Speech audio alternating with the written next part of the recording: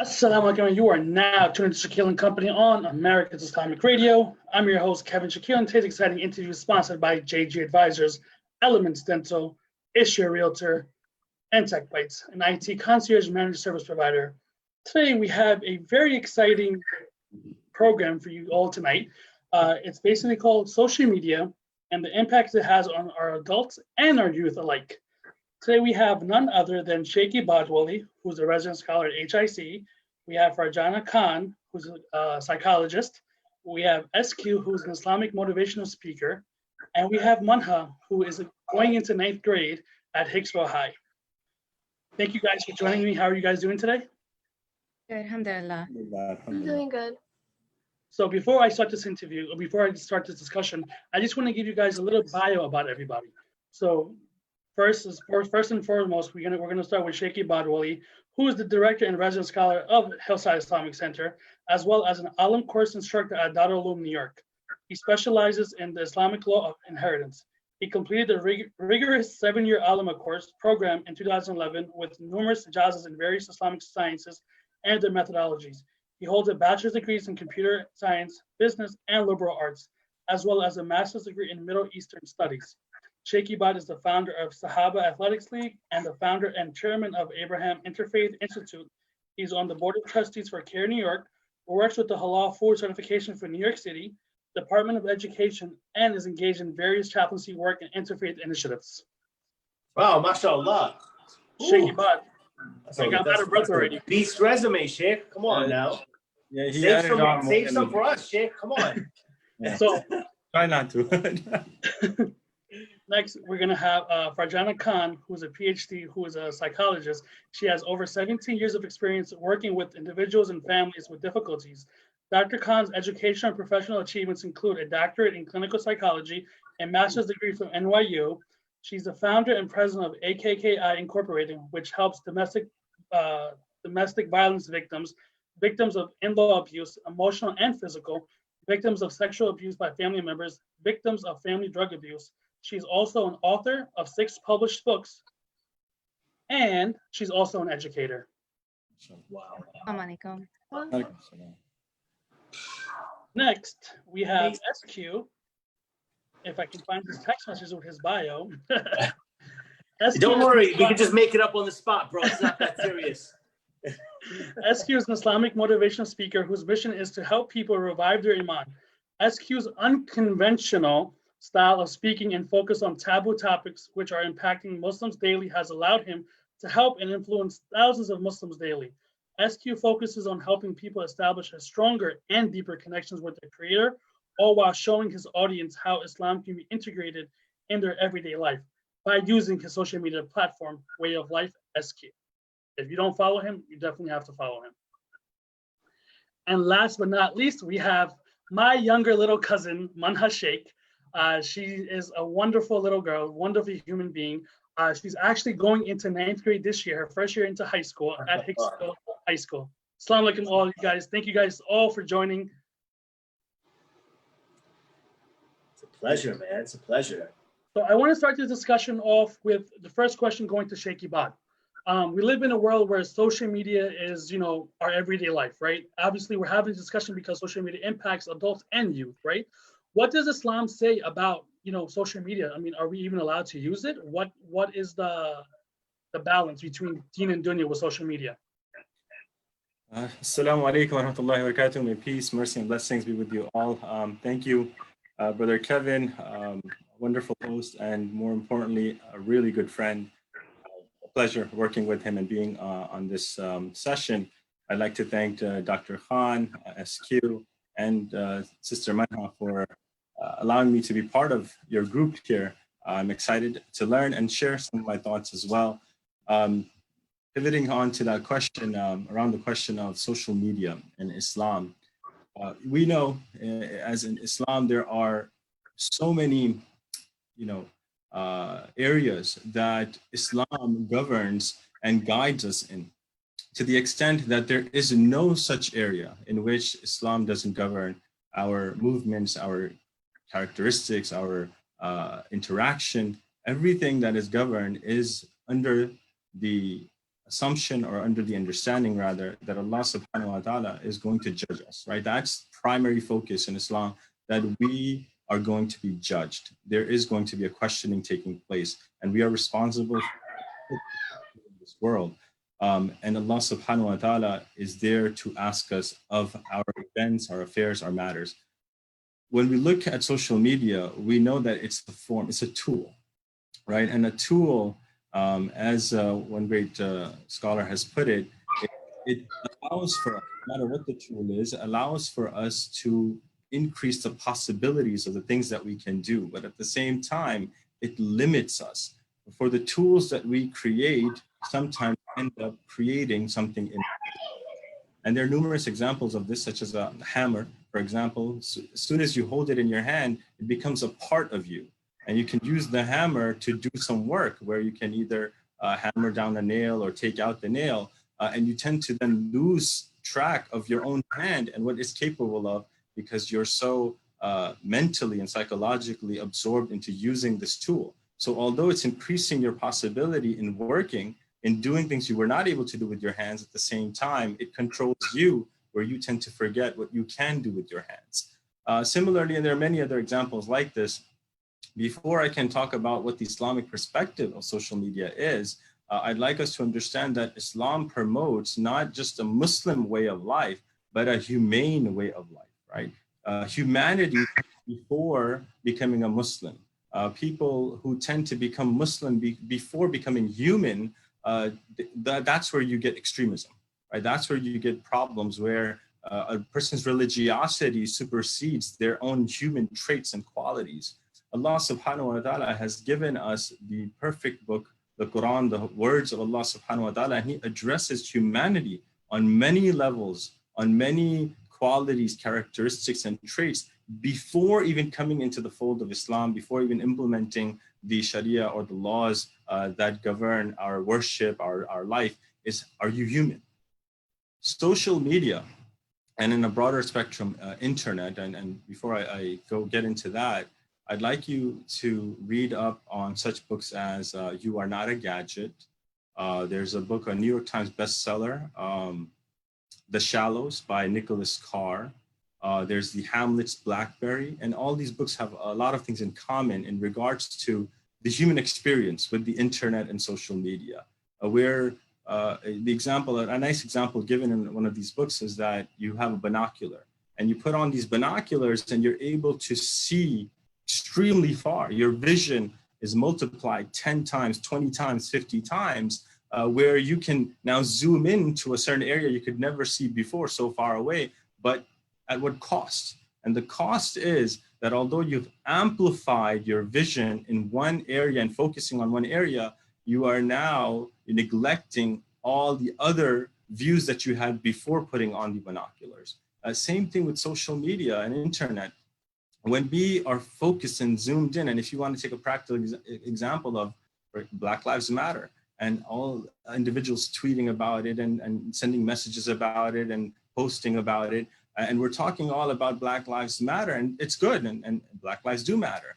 But what's happening, at what cost? And what we're neglecting and what's happening is that child trafficking, child pornography, abuse, domestic violence, it's still happening in our society. That doesn't mean one issue is more important than the other or not, or that's not the discussion I want to get into. But I want to explain that there's something happening behind the scenes. And neuroscientists have, and these books that I mentioned, they talk about studies in which it impacts how we are interacting with social media and the internet. It impacts our own psychology. And I'm sure these are things Dr. Khan would probably touch upon.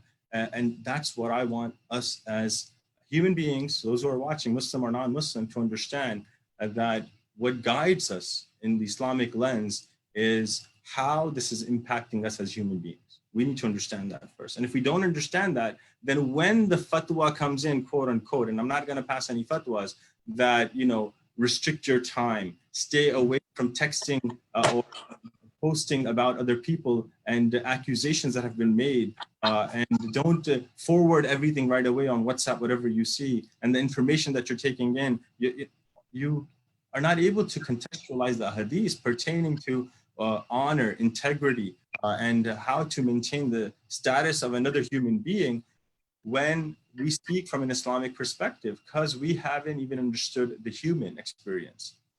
So in a nutshell, once we have educated ourselves on the issue of what technology is doing to us mentally, right?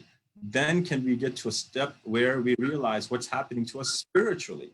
Because there's first a mental decline, psychological decline. And again, those books are sufficient for you to research, and I encourage you to read, as it is something that is promoted in Islam, to learn and read about these things, look at the research and the works that have been done. And if I have more time, I'll inshallah share some of those researches with you and to explain these points. Islamically, that will guide us to what social media is doing to society, to humanity. And in conclusion, what we do with social media, if we're making a positive change, not only around us, but internally in us, then Islam promotes it. Islam wants you to do it in the balanced and the most effective manner possible. And if social media is a means of destroying society and community and destroying a person internally, starting with their mind, with their emotions, numbing of emotions, loss of memory, and therefore, by extension, spiritually, then Islam does not promote that. Islam wants us to control that. So finding the balance in using social media is the key through Islamic guidance. And there are many verses talking about the aspects of human interaction with idols, for example, where Ibrahim alayhi salam mentions to his father, إذ قال لأبيه يا أبت لم تعبد ما لا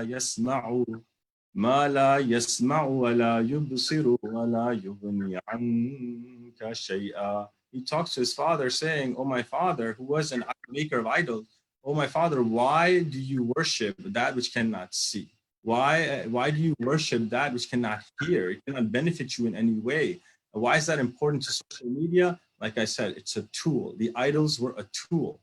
And when a person submitted to the idols, the person themselves becomes an idol. And that's another part of the Quran, which speaks about human beings having these features where lahum a'yunun la yubsiruna biha. They have eyes, human beings, but they cannot see. Or they have ears, but they cannot hear. They have hearts, but they cannot process. And that comparison between the idols and human becomes exactly alike. It's like a mirror image, because the tool you create ends up creating a part of you. Social media, you think you're creating the social media, but in reality, the social media is controlling and creating a part of you as well. So it's basically finding a balance on how we should use social media, and obviously, if we see it in ourselves that it's changing us, and we're like, in a sense, worshiping it, that's when it becomes bad. Right. So what I want to, perhaps is a good time to talk about, there's a research done by Christoph, I believe, Christoph van Nieuwegen, I believe his name was. And this professor in 2003 did a research with a group of people and had split them into two, had both of them were given a program. One of the programs was very intuitive and easy, user-friendly, right? As everything is user-friendly nowadays. And the program, they were supposed to solve a problem, and the program automatically helped them in minimum steps, would help them solve the problem, reach the goal. Whereas the other group was given the same problem, but there was no user-friendly aid, and they had to figure out everything on their own. So in the beginning, the first group that had the aid went swiftly and solved the problem. And then the second group took some time. But eventually, after 3-4 tries, the group that didn't have any aid caught up to the group that had the assistance. What he did was, after this 8 months, he brought them back. And when he realized that the people who had aids, that computer that was giving them aid and was user-friendly, it took away from their cognitive abilities to process, to figure out problem-solving abilities. It made them numb almost, and trial and error basis, they were trying to solve the problem. Whereas those who didn't have that aid, they were able to come back and solve the problem even faster after 8 months. And why is that? Because they were not relying on technology. They were not relying on computers. They were not relying on social media to guide our own views, our motivations, control our emotions. We're losing our own control of our own abilities by giving in. So it's a lot deeper than just the aspect of knowledge and gaining and losing of knowledge. Thank you so much, Sheikh Ribad, for all of that. I want to drift the conversation over to my good friend SQ right now, because SQ he has a huge following on Instagram. He's very social media savvy. You know, people recognize him, and he uses his social media platform to encourage other Muslims of issues they're going through, a taboo subject that we discussed earlier, right? SQ, Assalamu alaikum, how are you doing, boss? Man, I'm good, man. If I may I just Of course. talk, okay? Assalamu alaikum to everyone over here in the panel and everyone watching as well. Bismillah ar-Rahman ar-Rahim. Alhamdulillahi Rabbil Alameen. Wassalatu wassalamu ala Rasulullah. Sheikh, thank you so much. Honestly, I took some notes down. This is the real deal, all right? But here's the thing, right? If any youth is watching what you just said right now, literally in their minds, it's just straight up, okay, boomer, and they're just keeping it moving. That's the reality, right? That's not me saying that. That's the youth. That's how they think. That's how it goes. And this is coming from years of experience with youth. I'm sure you do as well. But being in the Department of Education, teaching the youth, not just Muslim, but non-Muslim as well, I see how people think. And honestly, it's almost like a research project for me at this point in my life, seeing what trends are, so on and so forth. Here's the truth. Social media is not going nowhere. That's the reality of it. You can accept it, you can hate it, but the reality is that things are just getting better and better, and more social media is coming around, okay? There's TikTok right now. Tomorrow there's gonna be something else. And if you're not savvy, if you're not on top of it, for our audience, which is the Muslim is on these platforms. So as a scholar, as a da'i, as someone, it is your responsibility to go where they go. If everything 25, 30 years down the line, like one of those movies like Minority Report, all of a sudden it becomes all digital, everything. We can sit over here and complain about the fact that, oh, people can't remember anything anymore, people can't do anything, but that's defensive. That's us analyzing the situation. My question is, what are we offensively doing to tackle that? Does that mean that we can create our own social platforms? Absolutely, right? Can we develop some apps? Absolutely. But if you're not taking it that far, we're using the apps that they are addicted to and glued to. They're glued to the TikTok. They're glued to making renegade dances. What do we know about that? And if you're not savvy about the renegade dances and all that, that's on us. We have to be savvy. That doesn't mean we're doing them. That means we have to understand what the youth and all these things are doing. Sheikh, you mentioned something about the Black Lives Matter movement. Sheikh, if it wasn't for social media, this movement and this incident with George Floyd would not have become big. And I'm not suggesting that you're saying something negative about that, but this is just for the audience. If it wasn't for social media, and if it wasn't for, this whole coronavirus thing where people instead in May watching LeBron James dunk a ball in the playoffs, but they're like, hey, there's no basketball, there's no sports, and they literally have to be doing nothing but glued to their phone and seeing real events unfold, real events. They have no choice but to actually listen and watch and take it seriously. And the other time we're going to work and we're forgetting about the whole thing, or we're watching the NBA playoffs and we're just forgetting about it like it's not my problem. But this time around, things shifted a little, and it's mainly because of social media. But you're right, it is a double-edged sword. It is a problem where that it's like a hammer that you can do really, really good with it, but sometimes, it becomes a part of you. But that's where self-awareness comes about. Where's the tarbiyah for online sort of handling yourself? How are we teaching the Muslim to handle themselves online? How are we teaching them how to be a good human, but online? We see people with double personalities, two lives, one way in front of you. I've been there, one way in front of you, super kind and sweet, yet they're the biggest trolls online. How are we teaching the tarbiyah? How are we teaching the ikhlaq on how to carry yourself as a Muslim online? Because that is offensive. That's no longer relying on, get off social media. I'm not suggesting you're saying that, Sheikh. This is just, I'm just speaking. But it's actually us giving the kids the tools, the guidance on how to navigate social media. Does it require your parents to set some limits? Sure. Does it require your parents to monitor you? Sure. Does it require your parents to engage with the child? Absolutely. Today, the device is used as a distractor. I've used it myself. I have two beautiful little girls. Sometimes they're doing my head in, man. I got to give them an iPad. I'm not suggesting anyone does this, but that's the reality of it. But am I monitoring? Am I looking? Am I doing the parental quotes? What's happening on my end? Am I being an active parent? Or am I just letting social media raise my child? These are questions parents have to be savvy to. Children need some education because in human history, we've never had a digital problem.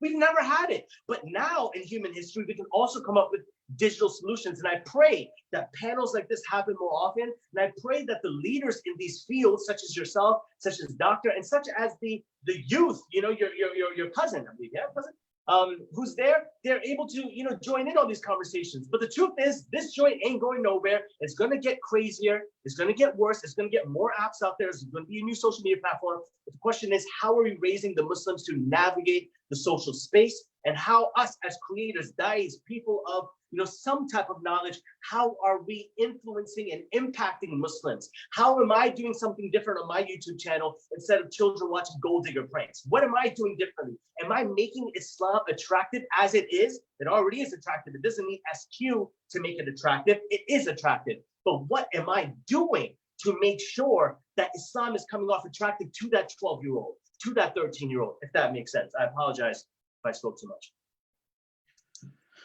No, SQ, great, valid points. So Sheikh, one of the questions that, you know, keep resonating in my head, right? How do we raise our kids in an Islamic way in the era of social media? I would love to answer those. I think because of time constraints, I would want these sisters to chime in, and then we can get back to me, inshallah. Thank you. No problem. Thank you. Good idea.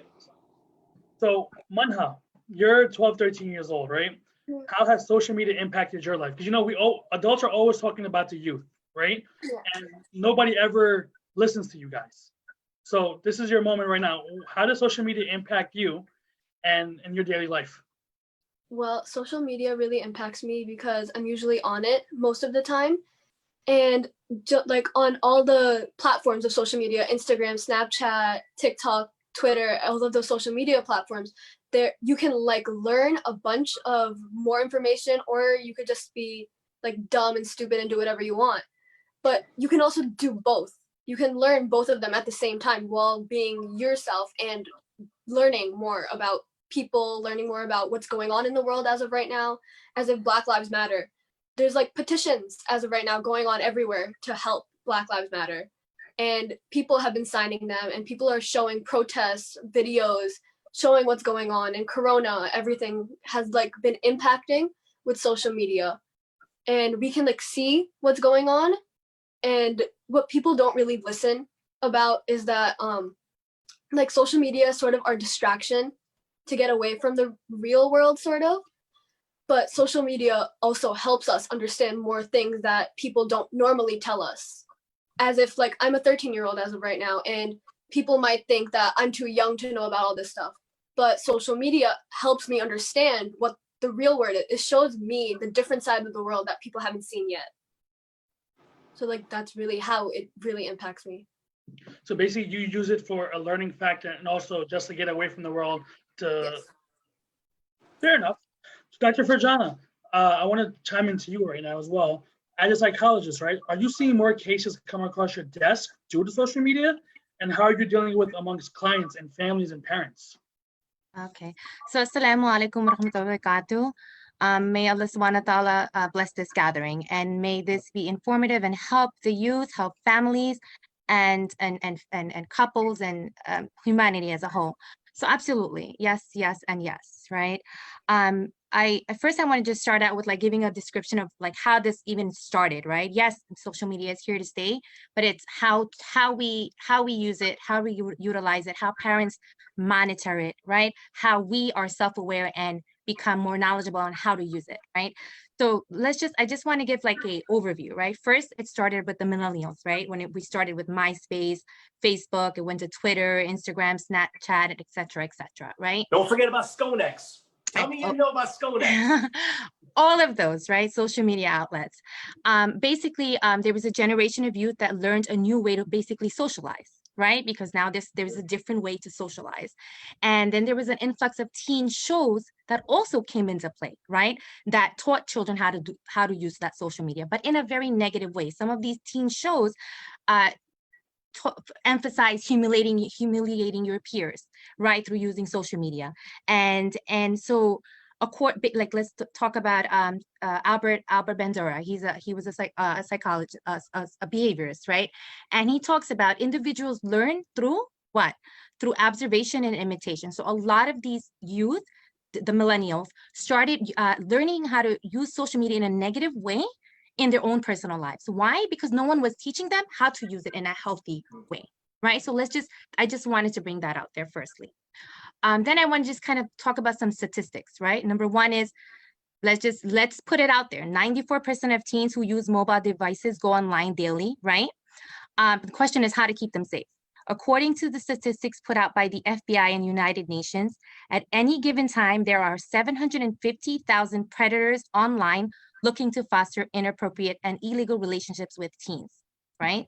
Wow. The American Academy of Pediatrics was warned about the negative effects of social media in kids and teens, including cyberbullying and Facebook depression, which we know, right? A Google Trend analysis indicated that searches for teen porn have been more than tripled, right? From 2005 to 2013. Now think about the statistics now. Total searches for teen-related porn reached an estimated 500,000 daily in March 2013, driving criminals to victimizing teens. Sexting and posting nudes is now the 6th top ranked issue on the list of concerns for US children, according to the US National Poll on Children's Health. Okay, these are facts and statistics that parents, the community as a whole, need to be aware of. Now, we talk about what do I see on what kind of clients, families, what do I see amongst that? Absolutely, I see as a psychologist and an educator for the DOE, I see and just talking in universities, walking in and engaging with different universities, you see cyberbullying, grooming minors, you see increased suicide rates, body image issues, depression, marital issues, school shootings, identity issues. And then I can go into these, in depth if I wanted. Cyberbullying, we can talk about grooming. Let's say for cyberbullying, right? The increased amount of cyberbullying that occurs through social media. Pre-social media disputes, right, ended in the school site, right? If there was a fight, it ended at the school site. You're done.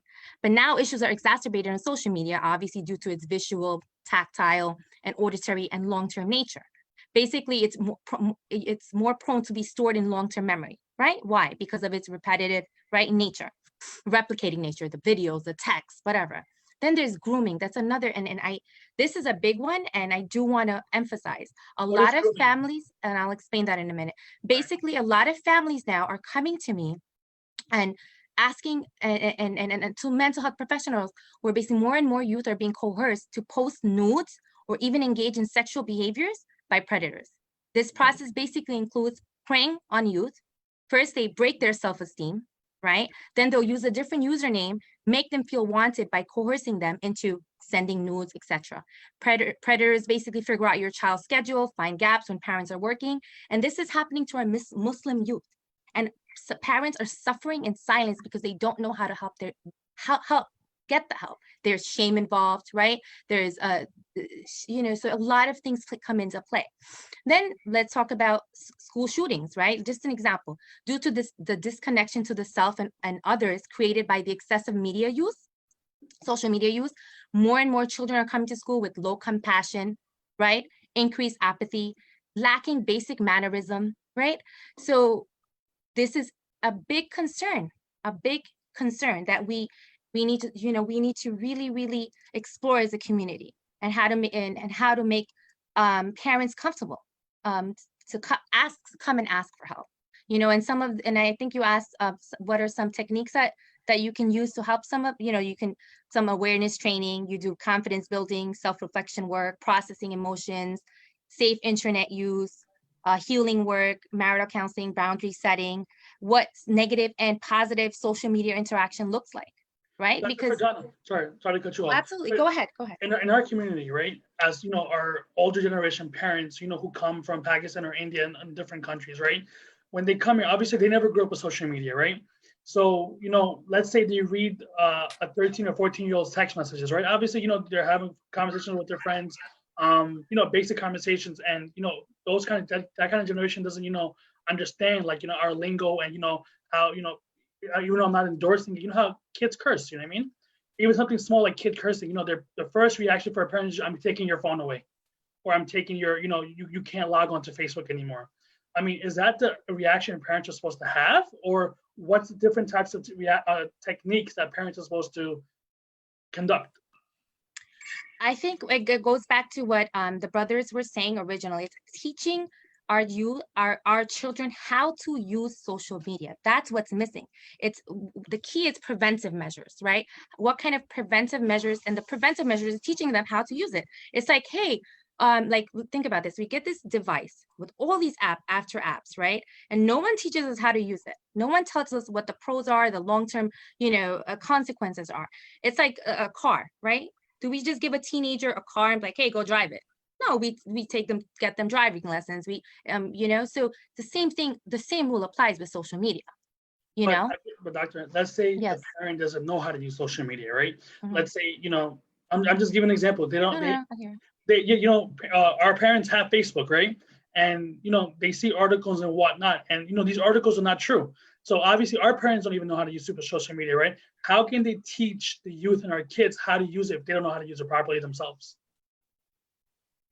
Honestly, I think it just has to be, it has to do with the way, honestly, 1 minute. It basically has to do with the way, just like these workshops, these talks, these community gatherings where we're bringing these topics up.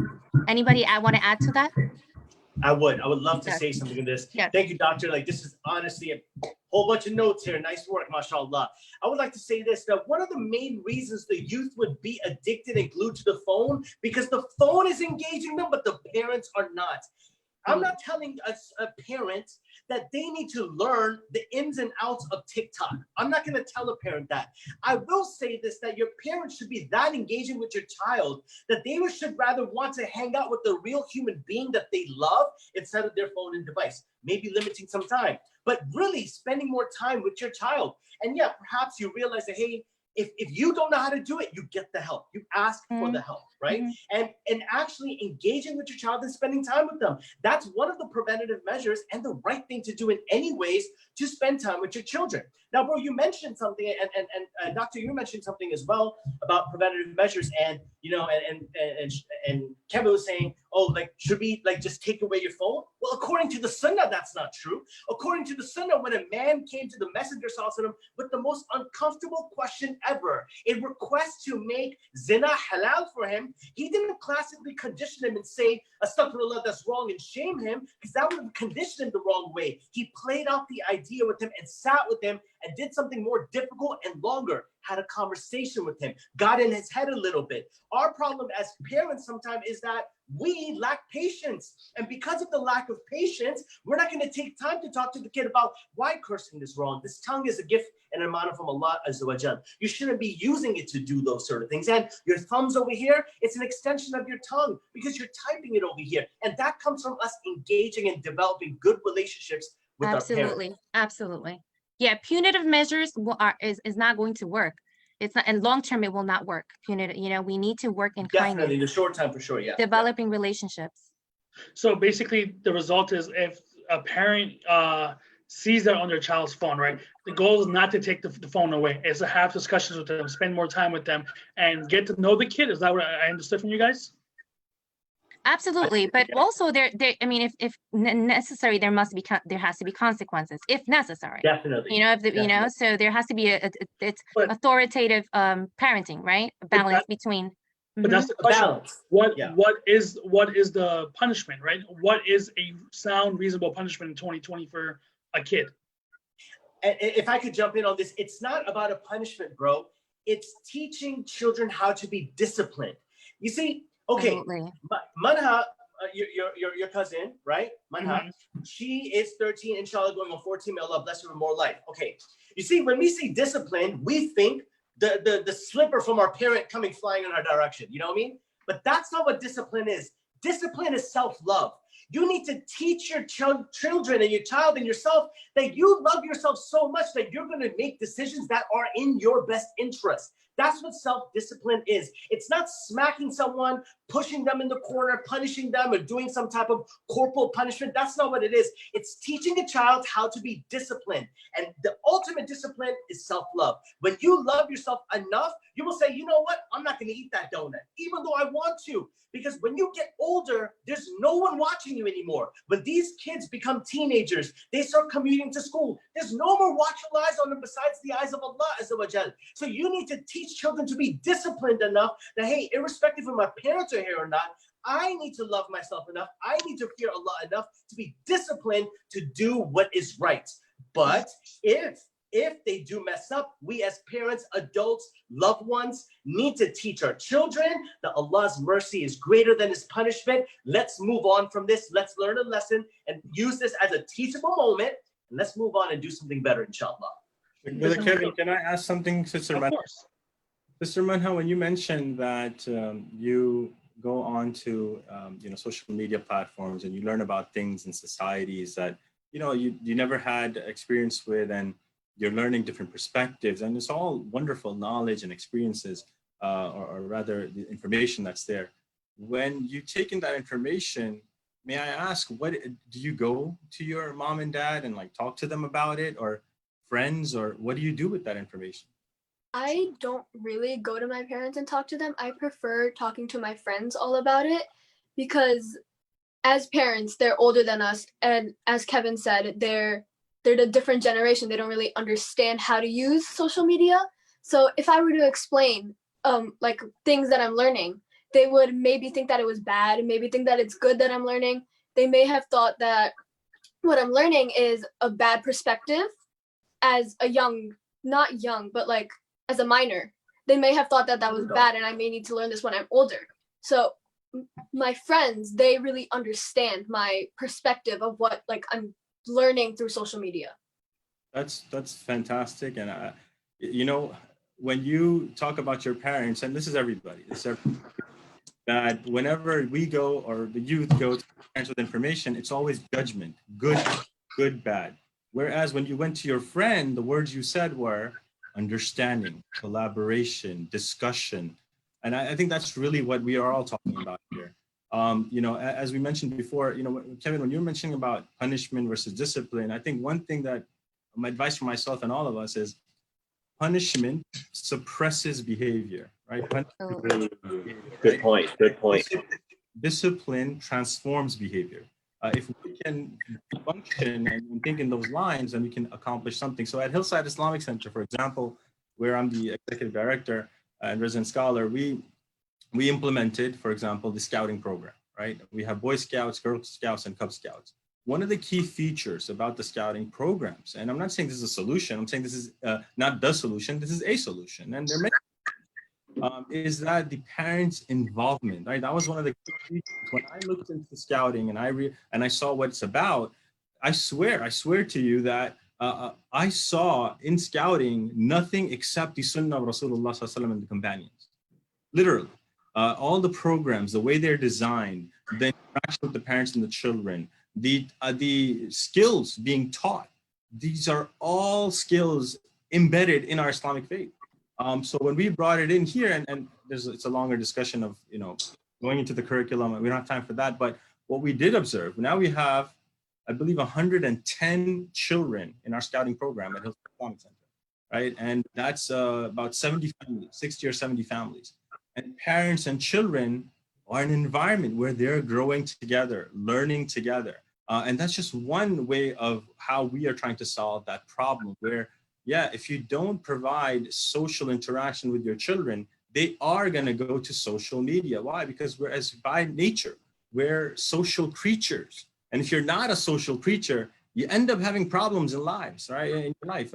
So being social, how to use that to access the lives of our children, that's really where the solution is. And that's going to require time. When you ask the question about parents, how do you address a parent who is not familiar with social media to talk to a child about social media?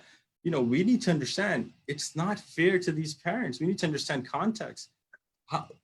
there's a generation gap, right? That's happening. There's a gap, language gap that's happening. There's a technology gap. So the parents that have come over, shipped themselves over, really have put ourselves in a very, very difficult situation. The way I deal with social media and my children that are growing up is going to be very different from my parents, both of whom were working.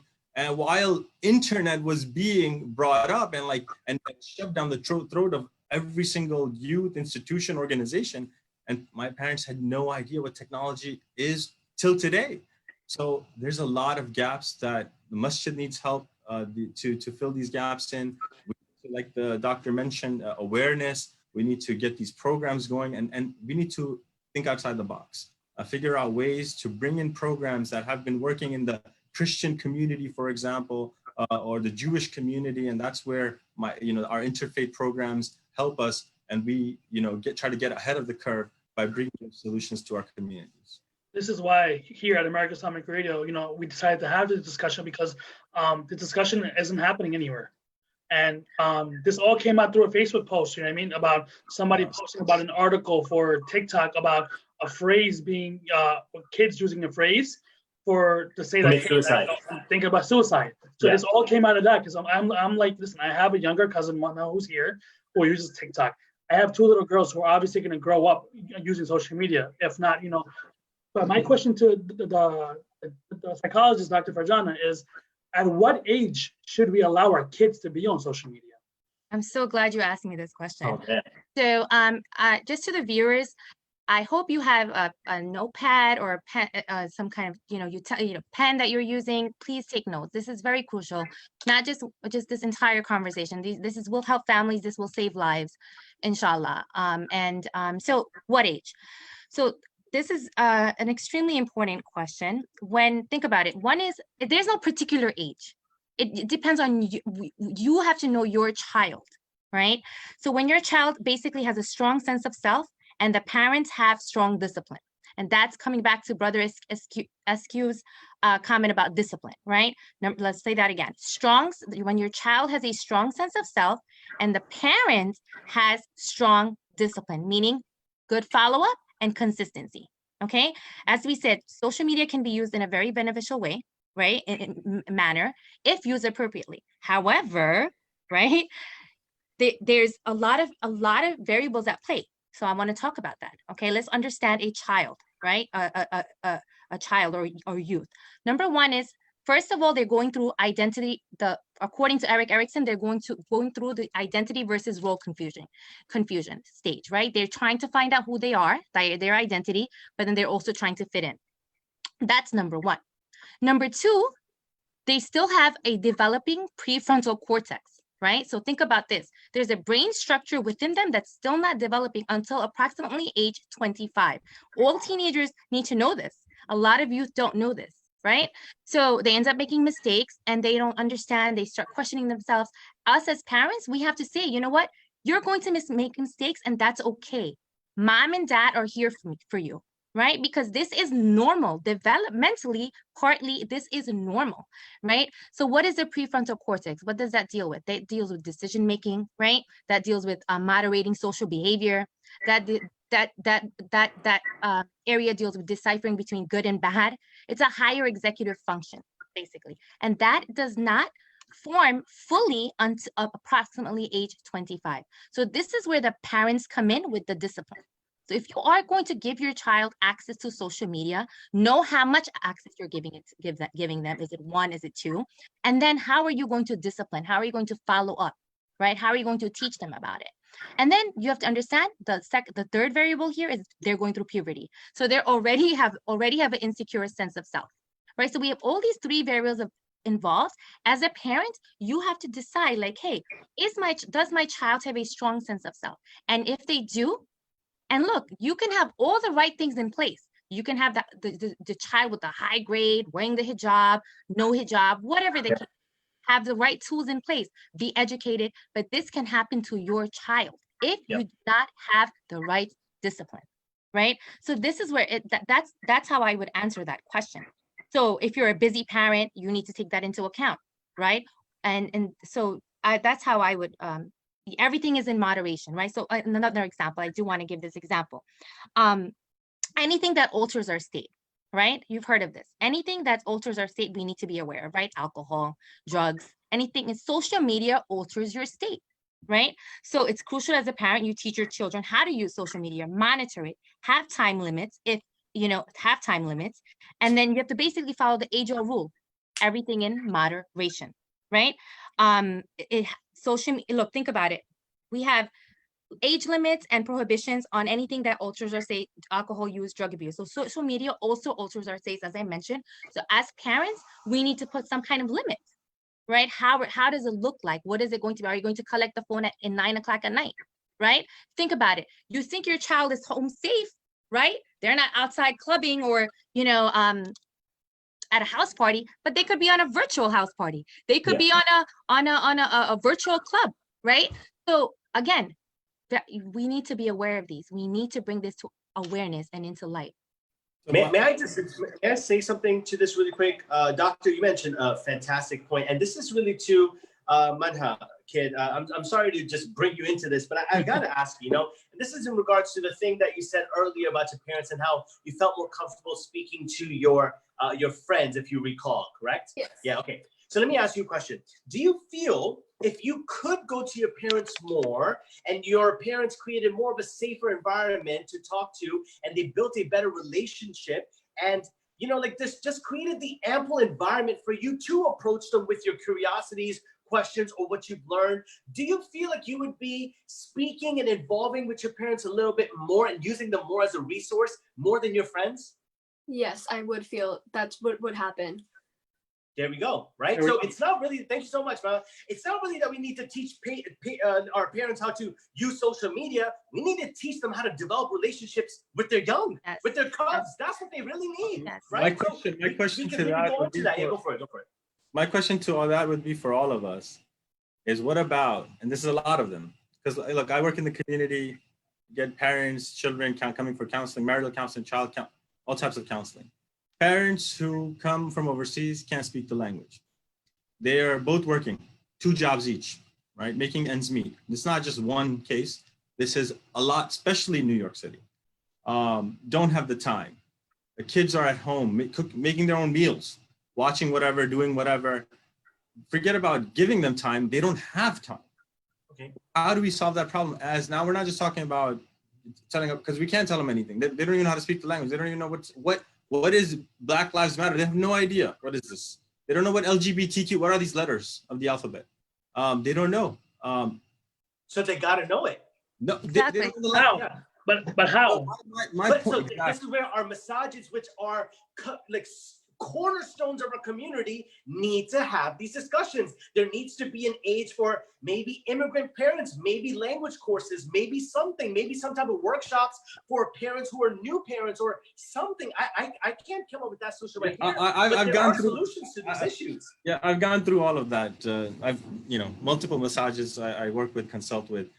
And, to get these parents, you even create the platforms, right? We've done it. And you try to bring those parents in through those doors. They don't even have the time to walk through those doors, right? That's what I was going to say, Shakibad. Basically, for these parents, right? You said before, who are working 2 jobs, right? Yep. To Shakibad's point, they're working to ends meet. What I mean? They don't even have time to even spend time with their kids, right? What do we tell those parents? Right. So I'm getting to that. I was asking the question to let us think that we can't just be saying this is a solution when we're not understanding the problem, right? And the problem is complex. Those solutions presented in terms of parents who should be engaging, we're assuming that they have the ability to engage. They know language, they know the methodology. Very good point. So we need to understand. So going back to so if you want to talk about solutions for Long Island massages, there's a different solution, right? Long Island, you got more professionals, you got people who are educated, you got people, you go down in Queens, Brooklyn, Bronx, immigrants, complete immigrants that they're not watching this. This message is not going to reach them. I mean, I think that's a bit of a generalization. I think that's a little bit of a generalization for you to compare Long Island, Queens, Brooklyn, or Bronx or something like that and say they're immigrants. I don't think so, because you said that term that, parents can't speak English, but then you brought up the Long Island Masjid and just saying, hey, but you know, they have different issues. So I'm part of, I guess I'll explain why I'm able to make those generalizations. Please. I'm part of MCNC. It's a Muslim community of Nassau County. We are part of the umbrella organization of 9 masajids in the area. We know the ins and outs of the board members, the clergy, what everyone's going through. We are the leadership of providing solutions for those problems. In Queens, part of Majlis al-Shura, I'm the resident scholar, and that's an organization that has approximately 100 masajids under our wing. And I'm familiar with all the imams there and their problems, their community. So I don't make generalizations without knowing, having the knowledge. And in any case, the solutions for these parents, right, who don't even have the time and don't even have the knowledge or the technology to solve these, it comes down to in a bigger picture. Now we're not micro, we got to go macro to understand why the problem is existing on so many lives and so many people. It's our policies, it's our city, right? Now we need to get to a level as a coalition, as Muslims, to make sure that we are addressing these issues at a much higher level, where the policies and the grind of the city is taking over the lives of these immigrant parents. And it's not just the Pakistanis or the Indians or the Bangladeshis or the Egyptians, it's everyone, the Indonesians, the Japanese, everyone. That doesn't matter about Islam. It's Christians, Jewish, religiosity as a whole, the way the city has structured its policies, the way it engages with immigrants, it grinds you until you burn, until you die. And literally all you left behind are children that you never even have the time to give them time. And that's a much higher, bigger picture. And although we're talking at this micro level and trying to provide solutions to some families, there's a bigger call for all of us, right? And I think that's somewhere we need to have a different discussion with the policymakers, the representatives, the politicians. You know, Black Lives Matter, I'm just gonna leave a very small note on that. On the basis of Black Lives Matter, a lot of our youth are now promoting LGBTQ views. And why is that? Again, it's a bigger picture. And I think we're losing sight when we go into the micro solutions. We also got to make sure. I would like to interject for a second. You know, we talk about being busy, right? Yes, you know, 2 parents working and whatnot. But at the end of the day, it comes back to priorities, right? Thank you. You cannot tell me that in a, let's say, 18-hour day, you don't have 30 minutes to spend with your child, with your teenager. If you, let's say you have 3 children or 2 children, you can take 30 minutes and have one-on-one time with your child. I don't care how busy you are. If you have the father's working, the mother's working, it's all about priorities. It's coming back to what Islam teaches us. Our priority is our home. Our priority is our children. Our children are an amanat from Allah subhanahu wa ta'ala, right? It is our responsibility and duty to protect them, right? Dr. Farjana, Yes, my mom. 30 minutes. Yeah, my mom and my both worked as immigrants, right? But by the time my dad and mom got done with working, they were too busy coming to cook a meal at 8, 9 o'clock in the night, just so that we have food to put us to sleep. The time you're talking about was there probably at dinner. But my question to you as a doctor is, here's a child who's in school for 9 hours, 10 hours, right? And now you have a social media that they're involved in. So they have now constructed a culture, a way of thinking, a way of processing information for 12, 13 hours in one day. And now you're saying we're going to counter that with 30 minutes. What I want us to talk about more is there are societies, there are communities all over the world. We need to look at those examples where they don't force the immigrants to come in and start working to make ends meet. They provide solutions. The city provides solution to make sure that the women who are pregnant, they have a leave. They don't have to be immigrant moms. That's a good point. That's a very good point. Yeah. Oh, absolutely. I know many. Sorry, I want to cut it. Sorry, many immigrant moms who right now, we distributed food, and there's an organization in Long Island came, all these mothers who are pregnant without a husband, Muslim, non-Muslim, doesn't matter, and they don't have enough food. They don't have enough food. They're trying to get jobs, they're trying to work, they're trying to have 2, 3 jobs. They don't have time to even think about how to sit down with a child when they don't even have enough money for food on the table. So there are complexities to this problem. And I just want us to make sure we're paying attention to that. That's all. Doc, I'm sorry, may I just jump in? Doc, I apologize, but I'd like to say this. You mentioned some very good points. There are some systematic issues. I mean, if you take a look at Europe, a woman who gives birth is able to almost take a year off paid leave to stay and raise a child. I'm with you on that. Do we need systems like that? Sure. Do we need universal? It's Islamic to have those systems. I'm with you. I'm with you on that. But here's the problem with that. Here's the problem with thinking and focusing on that as the macro. That is out of our current in-house control. No, right now, my child's in my bedroom. Hold on one second. I want to narrate a narration from the Messenger Sallallahu Alaihi Wasallam. A man, a companion, came to the Messenger Sallallahu Alaihi Wasallam and asked him a vital question, something that we all would benefit from right now. Every one of us, we wish we knew the answer to this. This is what the companion asked the Messenger Sallallahu Alaihi Wasallam. He said, "O Messenger of Allah, when is the day of judgment?" Perfect time. The Messenger Sallallahu Alaihi Wasallam could have said, listen, only Allah knows. The messengers don't even know. Maybe recite an ayah of the Quran. Instead, he challenged him and pushed his thinking. He said, what have you prepared for it?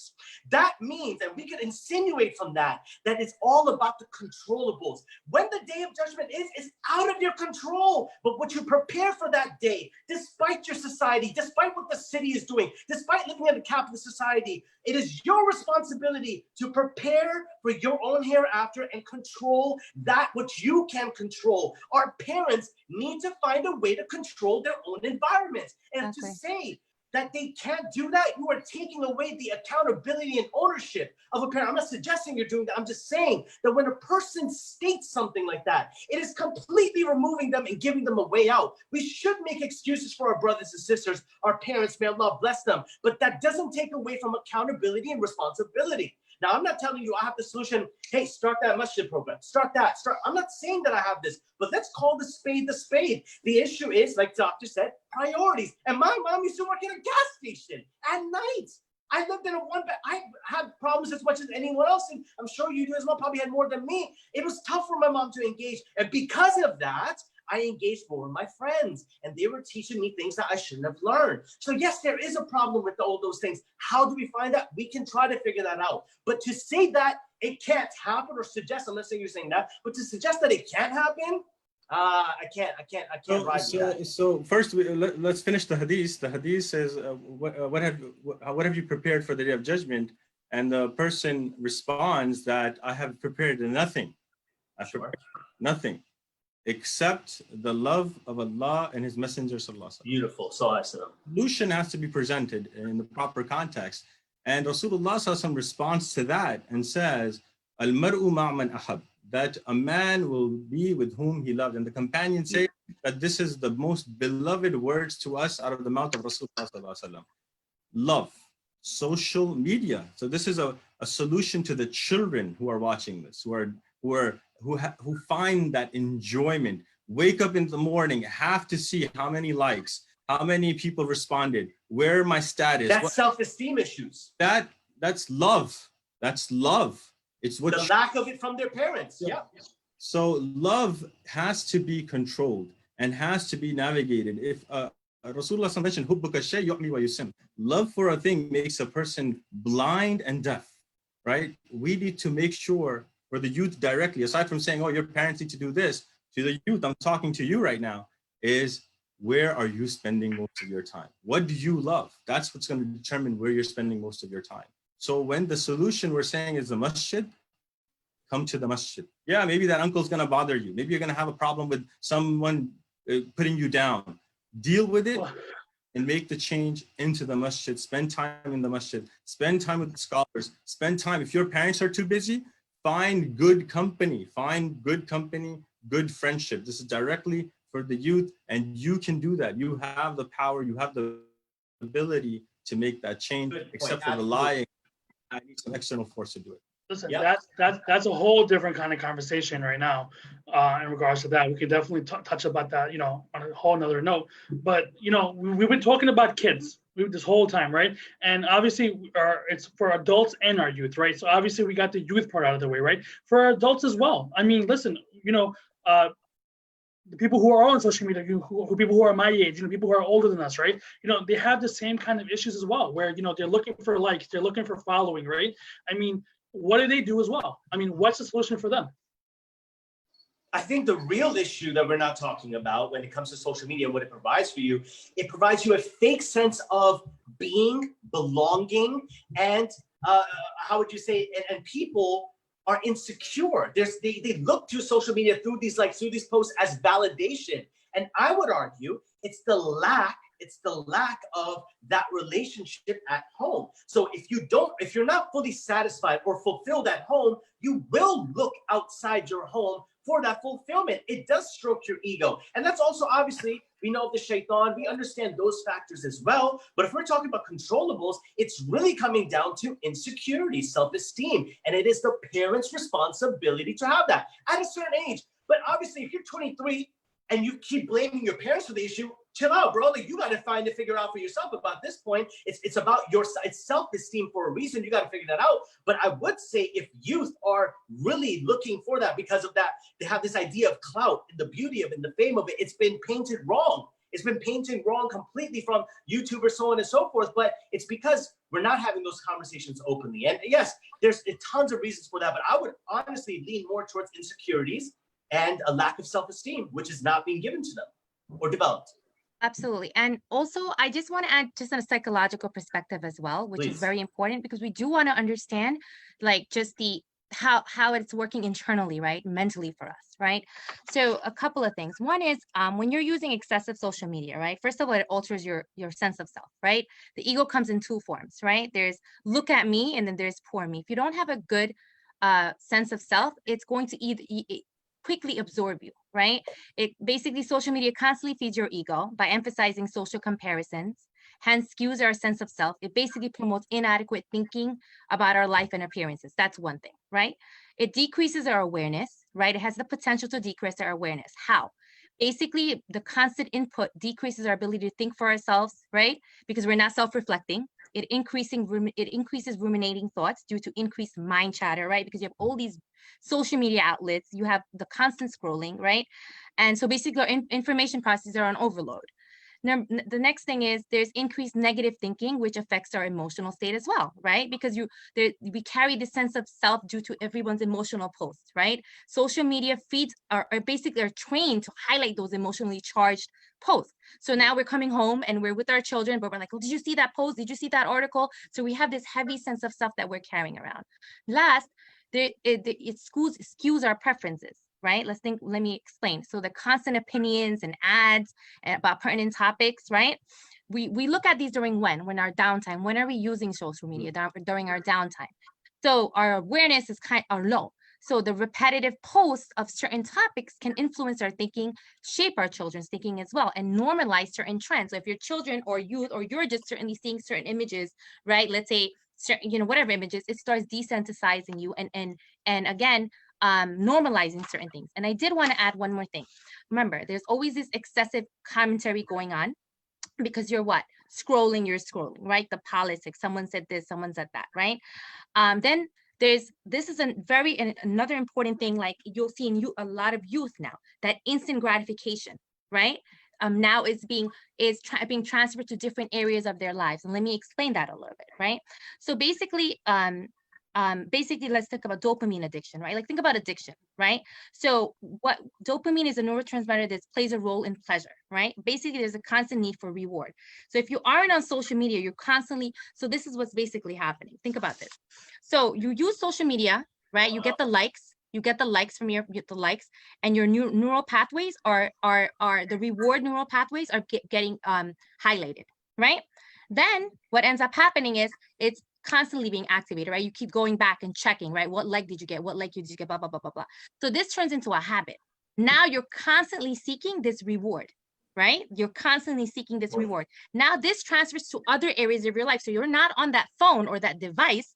You're seeking constant gratification in other areas. Like, can I get my nails done? Can I order something on Amazon? So everything is just constant gratification. And then you're back on your phone again. You're back on that device, right? So it's very important to understand the addictive nature of social media. Very important to understand that. it's very important. And I made this little, and this is, I wanted to show you this. I don't know if you can see this visually, but it's just Oh, something that's like, great. so, Oh my yeah, God, so that's great. Very clear.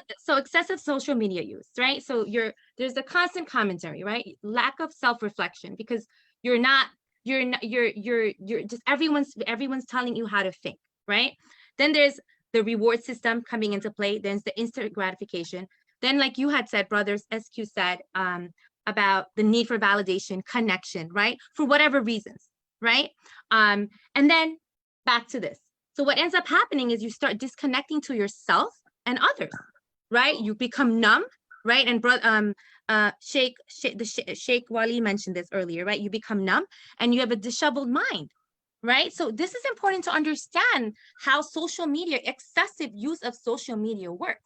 Now, and passive scrolling, that's very important to focus on. If you're just scrolling when you're like tired, you are more in you may be more prone to be influenced by whatever's out there, right? So when you do go use social media, you want to use it for a purpose, right? And limit passive scrolling. I'm sorry. Go. I have to go. Salad's about to stand up. I just wanted to thank all of you. Dr. Khan, thank you for that diagram. It was beautifully done. One thing about dopamine, I want us to remember is that there's a limited amount. There's a limited amount of daily dopamine that Allah has given you. And if you use the limited amount of dopamine to get pleasure in social media, you won't be able to get that pleasure in solving a math problem, in solving a science problem, in reading the Quran. When people say, oh, I'm so tired, I'm bored of reading the Quran, because your dopamine has run out on social media and video games. That's why you no longer have dopamine for the Quran. So again, we need to become humans first before we can become Muslims. I would like to leave on a simple note for the youth, that this is not only a solution for the parents. Rasulullah has mentioned, حَقُّ الْكَبِيرُ الْإِخْوَةِ عَلَى صَغِيرِهِمْ حَقُّ الْوَالِدِ عَلَى وَلَدِهِ. That the older sibling, listen, and there's a lot of you out there, older sibling has the right on the younger sibling, just like the father has the right over the children, or the mother has the right over the children. Those older siblings that are too busy with your friends, you're too busy with your lives, you're too busy because you want to do what you want to do, and leaving your younger brother and sister to fend for themselves, shame on you. We need to figure out how to help our youngsters, especially when our parents are working, when our parents are too busy and they don't connect with the culture. We need to step up. And there's a lot of older siblings out there. You need to get out of yourself and you need to take care of your little ones. Assalamu alaikum. Thank you so much. And just to say, maybe he hears me or this like that, the goal is not to shame anyone, all right? I just learned that for the first time right now. I'm a younger sibling myself. I have a daughter who's older, and I feel like my youngest doesn't respect her. She sometimes bullies the big one, sometimes. And I think that that'd be interesting for me to share with my children as well, too. That's something absolutely interesting. And doctor, I would like to throw myself under the social media bus right now, because you just said something real with the dopamine. I remember recently, especially during Ramadan, I was posting a lot on social media. So if just to let you know, Doc, like I post a lot on social media. I give dawah to my best ability to help people discover and develop their own Islamic identities. That's my goal. That's the center around my content. And I started noticing, especially in Ramadan, and even other time, but like specifically Ramadan, that I wasn't getting as much comments as I'm used to getting. Okay, not getting as much views as I'm usually getting. Now, I don't check the views. I don't do these things, but I could tell based on how many comments I'm getting, because you could just tell I respond to all the comments. I'm there, there. Okay, I realized something what you said, that those comments were giving me dopamine. They were providing me a satisfaction. Okay, it was producing that without me knowing. Okay, some type of gratification. Okay, when that went away, so did the amount of dopamine that my brain was producing. So what did I start feeling? Sad, not worthy. I was disconnected with myself. I'm like, why am I even doing this? No one's really watching. Do you know how much time it takes for me to do?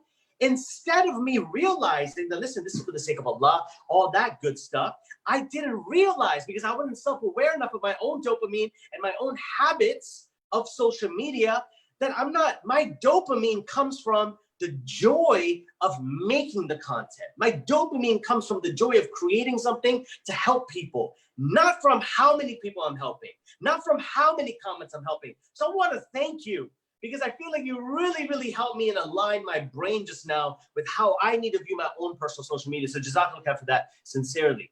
Oh, walaikum assalam, brother. I'm so glad. Alhamdulillah. I just, two things I just wanted to like really emphasize was, one is just as adults, like seeing how this process works, social media, the effects of social media, and then, and for the youth, understanding, as I mentioned, that the prefrontal cortex, you have a brain structure that's still developing. So you are going to make mistakes, and that's okay. Mistakes are good. And our parents, as adults, we need to like create that atmosphere, you know, that children understand, and teenagers understand that, like, hey, something's not really wrong with me. I'm still a good kid, you know, good kid. There's actually developmentally certain things that are still developing, and we don't know that. I didn't know that when I was a teenager, right? I'm sure not a lot of you did it. I'm sure. Manha, did you know that there's a brain structure in your that's still developing, that helps you with decision making, and that's why you need your parents' guidance. If we see these, you know, if we explain this, we bring this knowledge, it will help, because our youth are smart.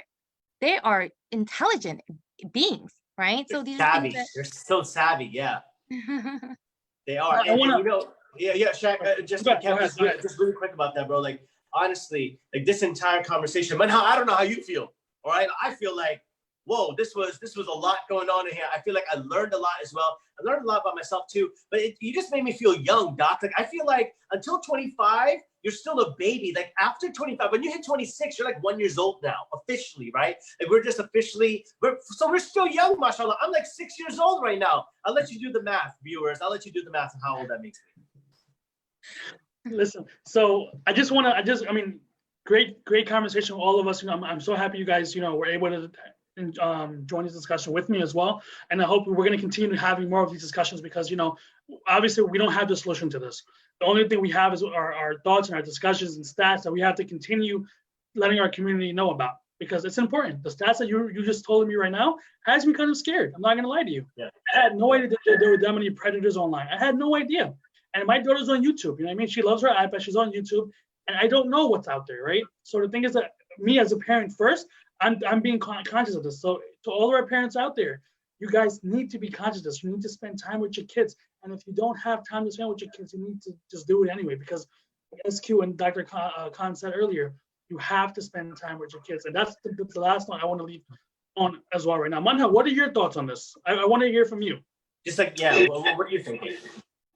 Well, like, I do feel like parents should feel like engage with their kids more. And usually, because I know I own a fan page on Instagram for a boy band, and I have seen. Is it BTS? No, it's the boy band's called Why Don't We, and I'm a fan of them. So I made a fan page, and I am involved in many group chats that I'm involved, and I have seen over 1,000 hate pages for in general people in the like group. So it's like the username would be I hate, and then the username for the person. And like, as of right now, there's actually a hate page going on. It's called Cancel Out Addison, and there's this girl named Addison who is Addison Rae. I don't remember. TikTok. No, not Addison Rae. It's another Addison.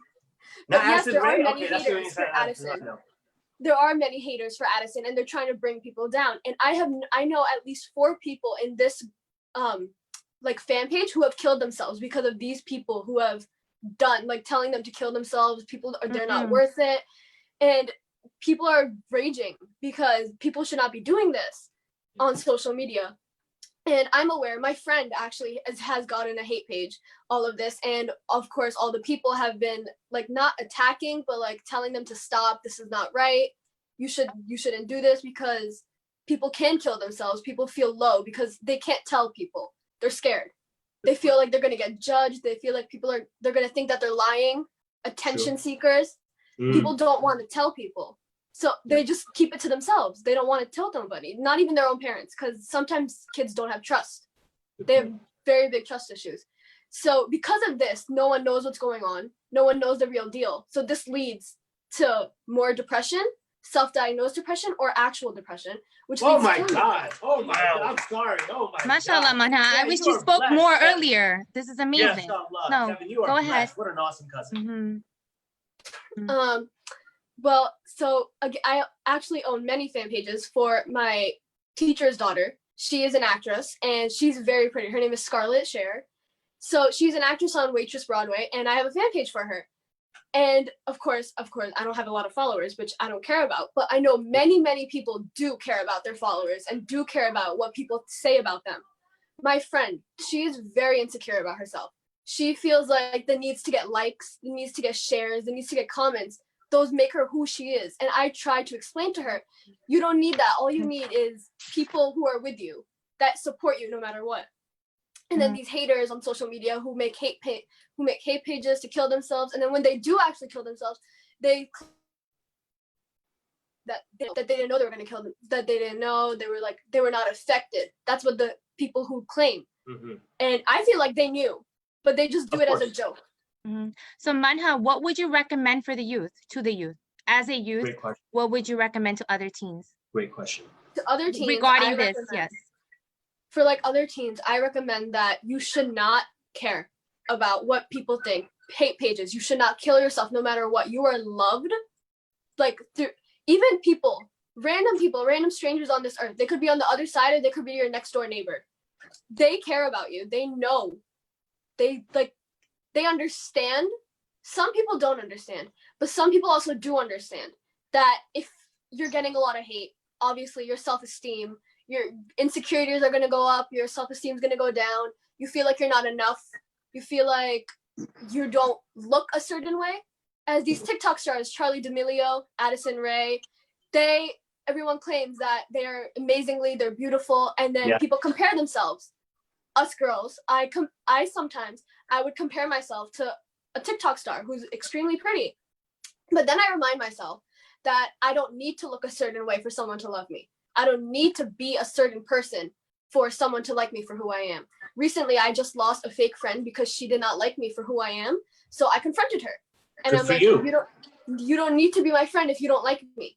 I don't care. You're not going to bring me down. You're not going to talk crap about me behind my back, because I'm going to find out through my real friend who told me. That's a strong, you have a good head. That's a strong-willed person thing to say right there, because the only opinion that matters, Manha, is what Allah thinks about you. If Allah loves you, that is it.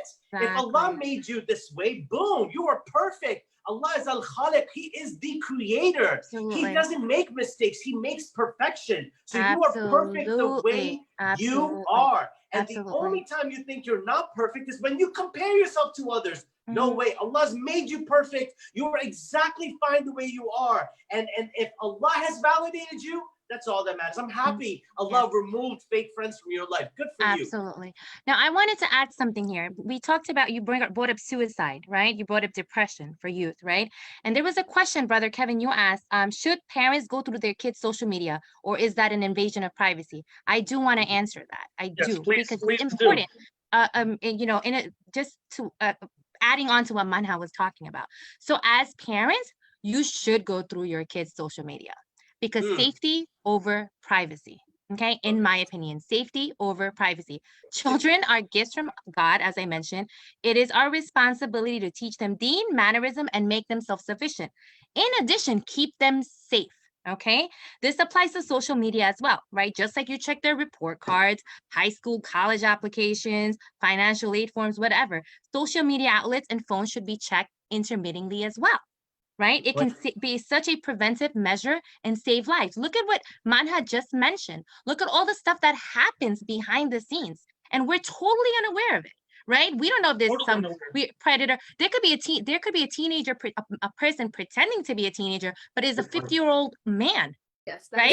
Trying to yes. And it's possible. They do this. This is what grooming, sex trafficking. How does that all occur? That's where it starts from.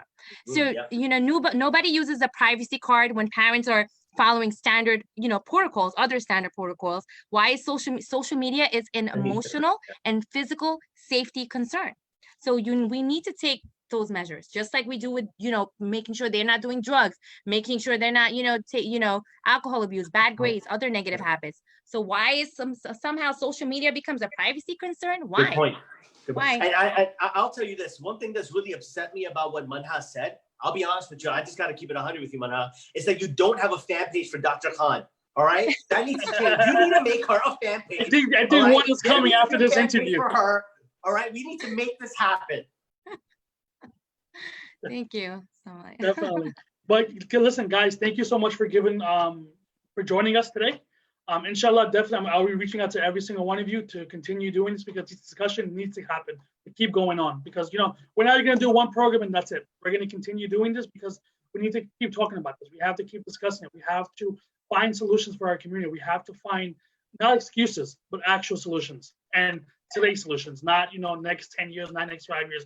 We have to figure out how we can help our parents, how we can help our friends, and how we can help our youth today. Thank you, brother. Any last words you guys want to give to our viewers?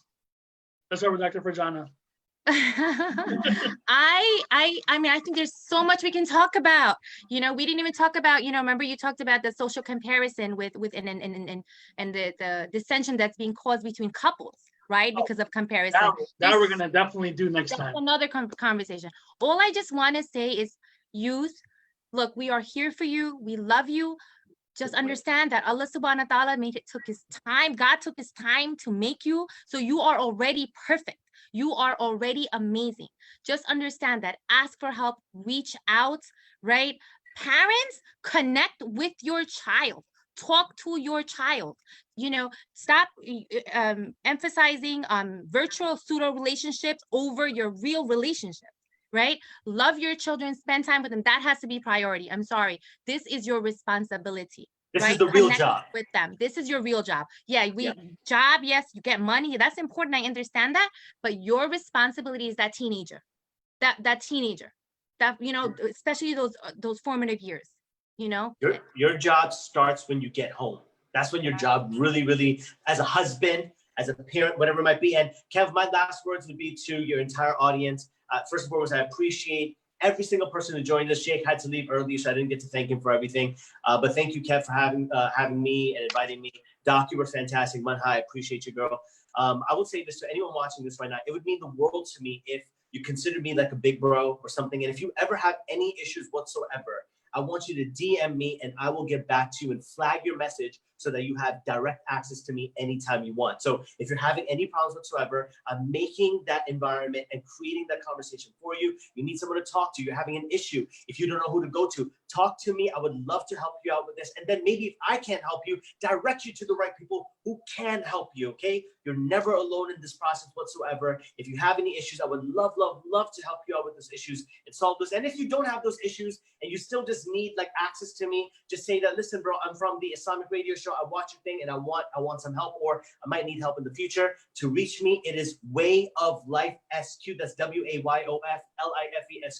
I appreciate you guys so much. Manha, any final words? Nothing at all? No. Well, my final words to all of you guys is I'm so proud of the little girl Manha has become. Seeing my little cousin grow up and be the kind of girl she is really a proud moment. And to all of our viewers who have watched this, if you guys have any questions, if you guys think that we haven't discussed anything you wanted to hear about from these guys, DM us, let us know. We're going to continue having this series. This is something really important to me personally. So we're going to continue doing this for our community, for our youth, for our even adults, our brothers and sisters. You guys have been tuned to Shaquille and Company on American Islamic Radio. I'm your host, Kevin Shaquille. Until next time, Assalamu alaikum wa rahmatullahi wa barakatuh.